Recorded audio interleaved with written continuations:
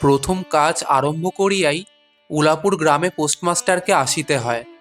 গ্রামটি অতি সামান্য, নিকটে একটি নীল কুঠি আছে। তাই কুঠির সাহেব অনেক জোগাড় করিয়া এই নূতন পোস্ট অফিস স্থাপন করাইয়াছে। আমাদের পোস্টমাস্টার কলিকাতার ছেলে। জলের মাছকে ডাঙায় তুলিলে যেরকম হয়, এই গণ্ডগ্রামের মধ্যে আসিয়া পোস্টমাস্টারেরও সেই দশা উপস্থিত হইয়াছে।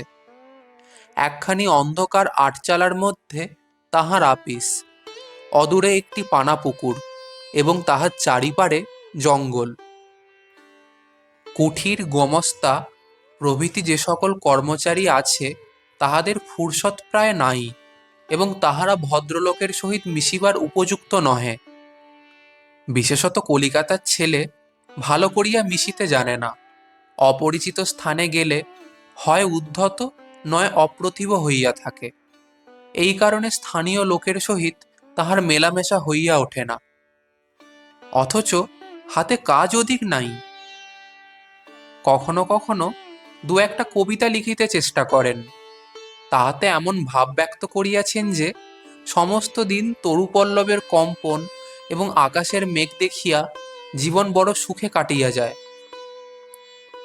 কিন্তু অন্তর্যামী জানেন, যদি আরব্য উপন্যাসের কোনো দৈত্য আসিয়া এক রাত্রের মধ্যে এই শাখা পল্লব সমেত সমস্ত গাছগুলা কাটিয়া পাকা রাস্তা বানাইয়া দেয় এবং সারি সারি অট্টালিকা আকাশের মেঘকে দৃষ্টিপথ হইতে রুদ্ধ করিয়া রাখে, তাহা হইলে এই আত্মরা ভদ্র সন্তানটি পুনশ্চ নবজীবন লাভ করিতে পারে।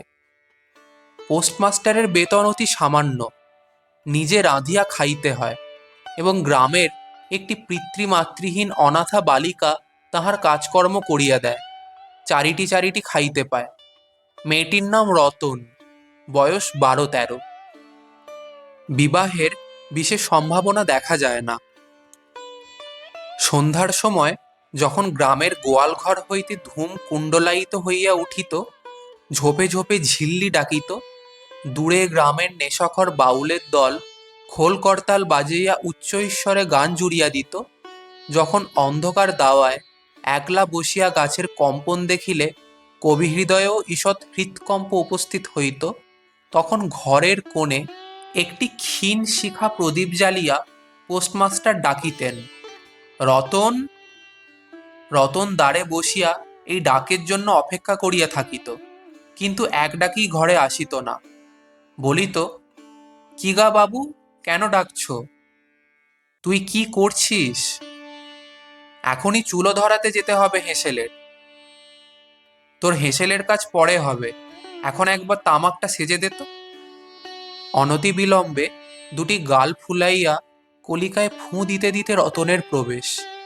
হাত হইতে কলিকাটা লইয়া পোস্টমাস্টার ফস করিয়া জিজ্ঞাসা করেন, আচ্ছা রতন, তোর মাকে মনে পড়ে? সে অনেক কথা, কতক মনে পড়ে, কতক মনে পড়ে না। মায়ের চেয়ে বাপ তাহাকে বেশি ভালোবাসিত। বাপকে অল্প অল্প মনে আছে।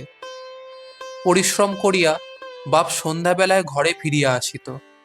তাহারই মধ্যে দৈবাত দু একটি সন্ধ্যা তাহার মনে পরিষ্কার ছবির মতো অঙ্কিত আছে। এই কথা হইতে হইতে ক্রমে রতন পোস্টমাস্টারের পায়ের কাছে মাটির উপর বসিয়া পড়িত। মনে পড়িত তাহার একটি ছোট ভাই ছিল। বহু পূর্বেকার বর্ষার দিনে একদিন একটা ডোবার ধারে দুইজনে মিলিয়া গাছের ভাঙা ডালকে ছিপ করিয়া মিছামিছি মাছ ধরা খেলা করিয়াছিল। অনেক গুরুতর ঘটনার চেয়ে সেই কথাটাই তাহার মনে বেশি উদয় হইত। এইরূপ কথা প্রসঙ্গে মাঝে মাঝে বেশি রাত হইয়া যাইত। তখন আলস্যক্রমে পোস্টমাস্টারের আর রাঁধিতে ইচ্ছা করিত না। সকালের বাসি ব্যঞ্জন থাকিত, এবং রতন তাড়াতাড়ি উনুন ধরাইয়া খান কয়েক রুটি সেকিয়া আনিত। তাহাতেই উভয়ের রাত্রের আহার চলিয়া যাইত।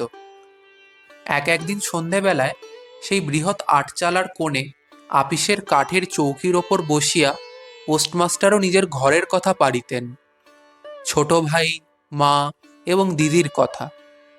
প্রবাসে একলা ঘরে বসিয়া যাহাদের জন্য হৃদয় ব্যথিত হইয়া উঠিত তাহাদের কথা। যে সকল কথা সর্বদাই মনে উদয় হয়, অথচ নীলকুঠির গোমস্তাদের কাছে যাহা কোনো মতেই উত্থাপন করা যায় না, সেই কথা একটি অশিক্ষিতা ক্ষুদ্র বালিকাকে বলিয়া যাইতেন, কিছুমাত্র অসঙ্গত মনে হইত না। অবশেষে এমন হইল, বালিকা কথোপকথনকালে তাহার ঘরের লোকদিগকে মা, দিদি, দাদা বলিয়া চিরপরিচিতের ন্যায় উল্লেখ করিত। এমনকি তাহার ক্ষুদ্র হৃদয়পটে বালিকা তাহাদের কাল্পনিক মূর্তিও চিত্রিত করিয়া লইয়াছিল। একদিন বর্ষাকালে মেঘ মুক্ত দ্বীপ্রহরে ঈষৎ তপ্ত সুকোমল বাতাস দিতেছিল। রৌদ্রে ভিজা ঘাস এবং গাছপালা হইতে এক প্রকার গন্ধ উত্থিত হইতেছিল। মনে হইতেছিল যেন ক্লান্ত ধরণীর উষ্ণ নিঃশ্বাস গায়ের উপর আসিয়া লাগিতেছে, এবং কোথাকার এক নাছোড়বান্দা পাখি তাহার একটা একটানা সুরের নালিশ সমস্ত দুপুরবেলা প্রকৃতির দরবারে অত্যন্ত করুণ স্বরে বারবার আবৃত্তি করিতেছিল। পোস্টমাস্টারের হাতে কাজ ছিল না। সেদিনকার বৃষ্টিধৌত মসৃণ চিক্কণ তরুপল্লবের হিল্লোল এবং পরাভূত বর্ষার ভগ্নাবিশিষ্ট রৌদ্রশুভ্র স্তূপাকার মেঘস্তর বাস্তবিকই দেখিবার বিষয় ছিল। পোস্টমাস্টার তাহা দেখিতেছিলেন এবং ভাবিতেছিলেন, এই সময় কাছে একটি কেহ নিতান্ত আপনার লোক থাকিত, হৃদয়ের সহিত একান্ত সংলগ্ন একটি স্নেহপুত্তলী মানব মূর্তি। ক্রমে মনে হইতে লাগিল, সেই পাখি ওই কথাই বারবার বলিতেছে, এবং এই জনহীন তরুচ্ছায়া নিমগ্ন মধ্যাহ্নের পল্লব মর্মের অর্থ কতকটা ঐরূপ। কেউ বিশ্বাস করে না এবং জানিতেও পায় না, কিন্তু ছোট্ট পল্লীর সামান্য বেতনের সাব পোস্টমাস্টারের মনে গভীর নিস্তব্ধ মধ্যাহ্নে দীর্ঘ ছুটির দিনে এইরূপ একটা ভাবনার উদয় হইয়া থাকে। পোস্টমাস্টার একটা দীর্ঘ নিঃশ্বাস ফেলিয়া ডাকিতেন, রতন। রতন তখন পেয়ারা তলায় পা ছড়াইয়া দিয়া কাঁচা পেয়ারা খাইতেছিল। প্রভুর কণ্ঠস্বর শুনিয়া অবিলম্বে ছুটিয়া আসিল। হাঁপাইতে হাঁপাইতে বলিল, দাদাবাবু ডাকছ? পোস্টমাস্টার বলিলেন, তোকে আমি একটু একটু করে পড়তে শেখাবো, বলিয়া সমস্ত দুপুরবেলা তাহাকে লইয়া স্বরে অ, স্বরে আ করিলেন, এবং এই রূপে অল্পদিনেই যুক্তাক্ষর উত্তীর্ণ হইলেন। শ্রাবণ মাসে বর্ষণের আর অন্ত নাই। খাল, বিল, নালা জলে ভরিয়া উঠিল। অহর্নিশি ভেকের ডাক এবং বৃষ্টির শব্দ। গ্রামের রাস্তায় চলাচল প্রায় এক প্রকার বন্ধ। নৌকায় করিয়া হাটে যাইতে হয়। একদিন প্রাতঃকাল হইতে খুব বাদলা করিয়াছে।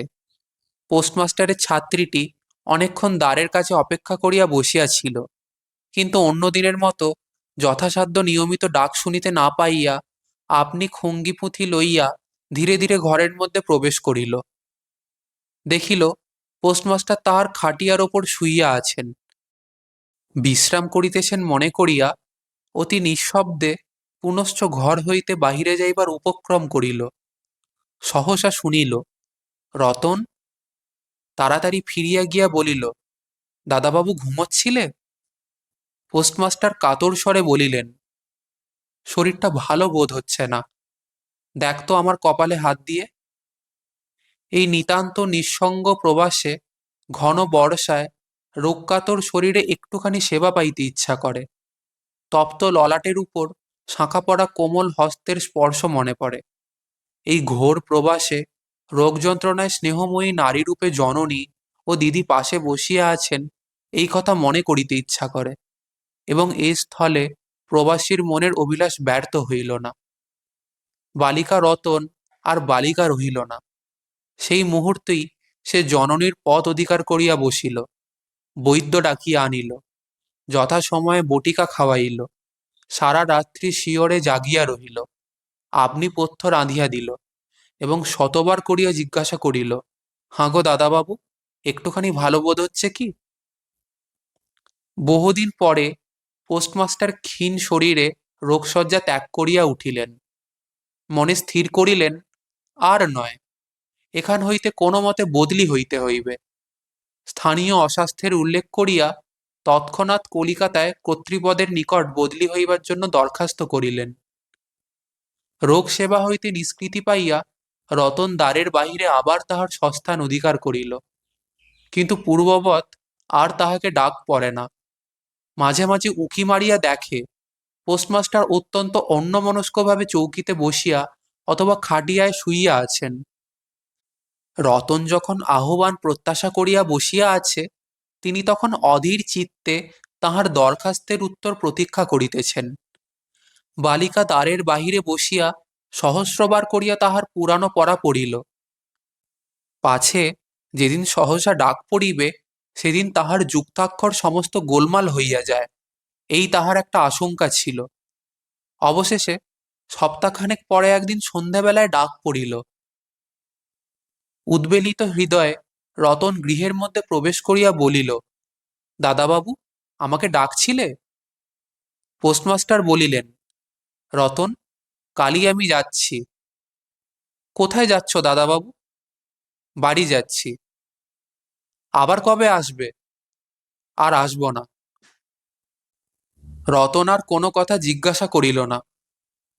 পোস্টমাস্টার আপনিই তাহাকে বলিলেন, তিনি বদলির জন্য দরখাস্ত করিয়াছিলেন, দরখাস্ত নামঞ্জুর হইয়াছে, তাই তিনি কাজে জবাব দিয়া বাড়ি যাইতেছেন।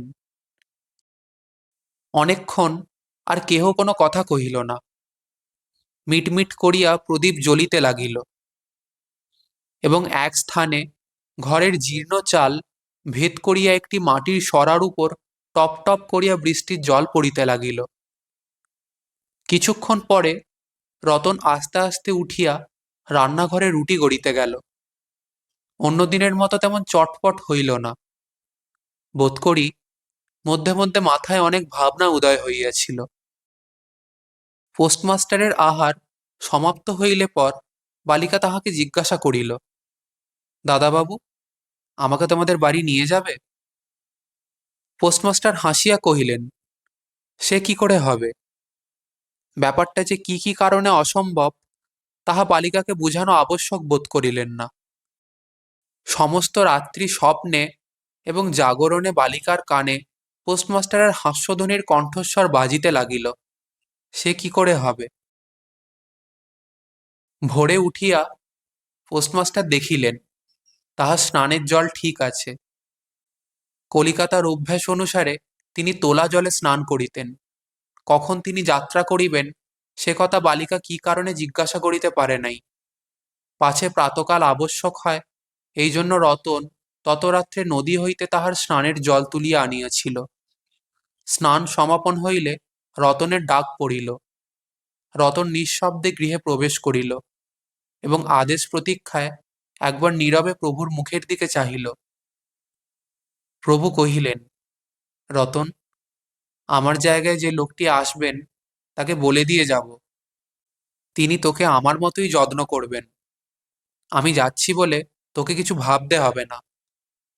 এই কথাগুলি যে অত্যন্ত স্নেহগর্ভ এবং দ্রয়ার্দ্র হৃদয় হইতে উত্থিত, সে বিষয়ে কোনো সন্দেহ নাই।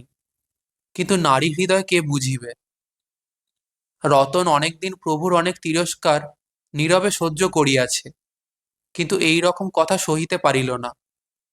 একেবারে উচ্ছ্বসিত হৃদয়ে কাঁদিয়া উঠিয়া কহিল, না না, তোমার কাউকে কিছু বলতে হবে না, আমি থাকতে চাই নে। পোস্টমাস্টার রতনের এরূপ ব্যবহার কখনো দেখেন নাই, তাই অবাক হইয়া রহিলেন। নূতন পোস্টমাস্টার আসিল, তাহাকে সমস্ত চার্জ বুঝাইয়া দিয়া পুরাতন পোস্টমাস্টার গমনোন্মুখ হইলেন। যাইবার সময় রতনকে ডাকিয়া বলিলেন, রতন, তোকে আমি কখনো কিছু দিতে পারিনি, আর যাবার সময় তোকে কিছু দিয়ে গেলুম, এতে তোর দিন কয়েক চলবে। কিছু পথ খরচা বাদে তাহার বেতনের যত টাকা পাইয়াছিলেন পকেট হইতে বাহির করিলেন। তখন রতন ধুলায় পড়িয়া তাহার পা জড়াইয়া ধরিয়া কহিল, দাদাবাবু, তোমার দুটি পায়ে পড়ি, তোমার দুটি পায়ে পড়ি, আমাকে কিছু দিতে হবে না। তোমার দুটি পায়ে পড়ি, আমার জন্য কাউকে কিছু ভাবতে হবে না, বলিয়া এক দৌড়ে সেখান হইতে পলাইয়া গেল। ভূতপূর্ব পোস্টমাস্টার নিঃশ্বাস ফেলিয়া হাতে কার্পেটের ব্যাগ ঝুলাইয়া, কাঁধে ছাতা লইয়া, মুঠের মাথায় নীল ও শ্বেত রেখার চিত্রিত টিনের পেডরা তুলিয়া ধীরে ধীরে নৌকাভিমুখে চলিলেন। যখন নৌকায় উঠিলেন এবং নৌকা ছাড়িয়া দিল, বর্ষা বিস্ফারিত নদী ধরণীর উচ্ছ্বলিত অশ্রু রাশির মতো চারিদিক ছলছল করিতে লাগিল। তখন হৃদয়ের মধ্যে অত্যন্ত একটা বেদনা অনুভব করিতে লাগিলেন। একটি সামান্য গ্রাম্য বালিকার করুণ মুখচ্ছবি যেন এক বিশ্বব্যাপী বৃহৎ অব্যক্ত মর্মব্যথা প্রকাশ করিতে লাগিল। একবার নিতান্ত ইচ্ছা হইল, ফিরিয়া যাই, জগতের ক্রোড় বিচ্যুত সেই অনাথিনীকে সঙ্গে করিয়া লইয়া আসি। কিন্তু তখন পালে বাতাস পাইয়াছে, বর্ষার স্রোত খরতর বেগে বহিতেছে, গ্রাম অতিক্রম করিয়া নদীকূলের শ্মশান দেখা দিয়াছে, এবং নদী প্রবাহে ভাসমান পথিকের উদাস হৃদয়ে এই তত্ত্বের উদয় হইল, জীবনে এমন কত বিচ্ছেদ, কত মৃত্যু আছে, ফিরিয়া ফল কি, পৃথিবীতে কে কাহার। কিন্তু রতনের মনে কোনো তত্ত্বের উদয় হইল না। সে সেই পোস্ট অফিস গৃহের চারিদিকে কেবল অশ্রু জলে ভাসিয়া ঘুরিয়া ঘুরিয়া বেড়াইতেছিল। বোধ করি তাহার মনে ক্ষীণ আশা জাগিতেছিল, দাদাবাবু যদি ফিরিয়া আসে। সেই বন্ধনে পড়িয়া কিছুতেই দূরে যাইতে পারিতেছিল না। হায় বুদ্ধিহীন মানব হৃদয়, ভ্রান্তি কিছুতেই ঘোচে না। যুক্তিশাস্ত্রের বিধান বহু বিলম্বে মাথায় প্রবেশ করে। প্রবল প্রমাণকেও অবিশ্বাস করিয়া মিথ্যা আশাকে দুই বাহু পাশে বাঁধিয়া বুকের ভিতরে প্রাণপণে জড়াইয়া ধরা যায়। অবশেষে একদিন সমস্ত নাড়ি কাটিয়া হৃদয়ের রক্ত শুষিয়া সে পলায়ন করে। তখন চেতনা হয় এবং দ্বিতীয় ভ্রান্তিবাসে পড়িবার জন্য চিত্ত ব্যাকুল হইয়া ওঠে।